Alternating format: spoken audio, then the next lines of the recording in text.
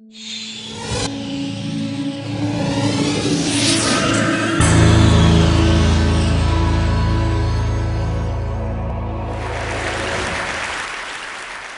still remember the day in school when our teacher told us that the world population had become 3 billion people. And that was in 1960. And I'm going to talk now how world population has changed from that year and into the future. But I will not use digital technology as I've done during my first 5 TED Talks. Instead, I have progressed. And I am today launching a brand new analog teaching technology that I picked up from IKEA. This box contains 1 billion people. And our teacher told us that the industrialized world, 1960, had 1 billion people. And the developing world, she said, they had 2 billion people. And they lived away then. There was a big gap between the 1 billion in the industrialized world and the 2 billion in the developing world. The industrialized world, people were healthy, educated, rich, and they had small families. And their aspiration was to buy a car. And in 1960, all Swedes were saving to try to buy a Volvo like this. This was the economic level at which Sweden was. But in contrast to this, the developing world, far away, the aspiration of the average family there was to have food for the day. And they were saving to be able to buy a pair of shoes. There was an enormous gap in the world when I grew up. And this gap between the West and the rest has created a mindset of the world which we still use linguistically when we talk about the West and the developing world. But the world has changed, and it's overdue to upgrade that mindset and that taxonomy of the world and to understand it. And that's what I'm going to show you. Because since 1960, what has happened in the world up to 2010 is that a staggering 4 billion people have been added to the world population. Just look how many. The world population has doubled since I went to school. And of course there has been economic growth in the West. A lot of companies have happened to grow the economy, so the Western population moved over to here. And now their aspiration is not only to have a car, now they want to have a holiday on a very remote destination and they want to fly.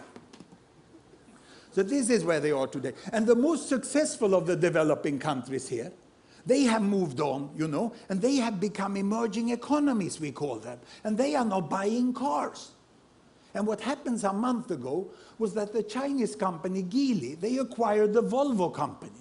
And then finally the Swedes understood that something big had happened in the world. You know? So there they are.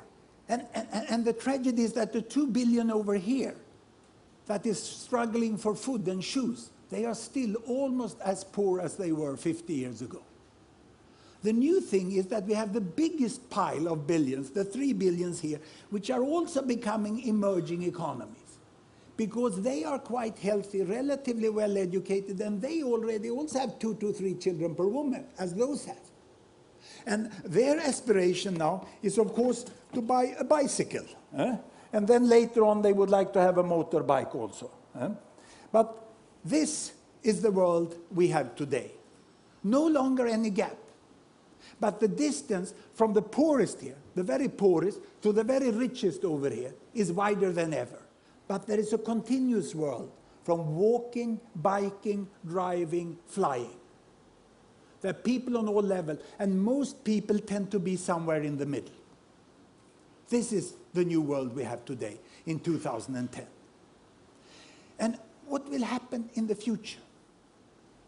Well, I'm going to project into 2050. I was in Shanghai recently, and I listened to what's happening in China, and it's pretty sure that they will catch up, just as Japan did. All the projections. This one will grow with 1 to 2 or 3%, and this grows with 7, 8, and then they will land up here. They will start flying.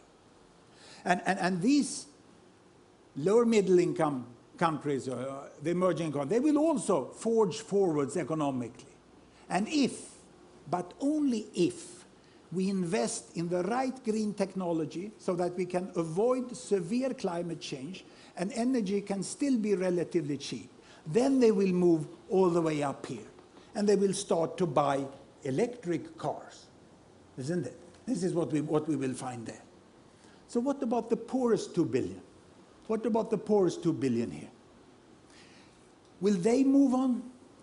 Well, here population comes in, because there we already have 2 to 3 children per woman, family planning is widely used, and population growth is coming to an end. Here population is growing. So these 2 billions will in the next decades increase to 3 billions, and then will thereafter increase to 4 billions. There is nothing but the nuclear war of a kind we've never seen that can stop this from happening, because we already have this in process. But if, and only if, they get out of poverty, they get education, they get improved child survival, they can buy a bicycle and a cell phone and come here, then population growth will stop up there in 2050. We cannot have people on this level looking for food and shoes, because then we get continued population growth. And let me show you why, by converting back to the old-time digital technology. Here I have on the screen my country bubbles. Every bubble is a country, the size is population, the colors show the continent. The yellow one there is the Americas, dark blue is Africa, brown is Europe, green is Middle East, and this light blue is South Asia, that's India, and this is China. Size is population. Here I have children per woman. 2 children, 4 children, 6 children, 8 children. Big families, small families. The year is 1960, and down here child survival. The percentage of children surviving childhood up to starting school. 60%, 70%, 80%, 90%, and almost 100%, as we have today in the wealthiest and healthiest countries. Look, this is the world my teacher talked about in 1960. 1 billion Western world here, high child survival, small families, and all the rest, the rainbow of the developing countries, with very large families and poor child survival. What has happened? I start the world. Here we go. Can you see, as the year passed by, child survival is increasing. They get soap, hygiene, education, vaccination, penicillin, and then family planning. Family size is decreasing. They get up to 90% of child survival, then family is decreasing. Also the Arab countries in the Middle East is falling down there. Look, Bangladesh catching up with India. The whole emerging economy world joins the Western world with good child survival and small family size, but we still have the poorest billion. Can you see the poorest billion? Those boxes I had over here? They are still up here, and they still have a child survival of 70 to 80%, meaning that if you have 6 children born, there will be at least 4 who survive to the next generation, and the population will double in 1 generation. So the only way of really getting world population to stop is to continue to improve child survival to 90%. That's why investments by Gates Foundation, UNICEF and aid organization, together with national government in the poorest countries, are so good. Because they are actually helping us to reach a sustainable population size of the world. We can stop at 9 billion if we do the right things. Child survival is the new green. It's only by child surviving that we will stop population growth. And will it happen? Well, I'm not an optimist. Neither am I a pessimist. I'm a very serious possibilist. It's a new category, where we take emotion apart and we just work analytically with the world. It can be done. We can have a much more just world with green technology and with investments to alleviate poverty and global governance. The world can become like this. And look at the position of the Old West. Remember when this blue box was all alone, leading the world, living its own life? This will not happen.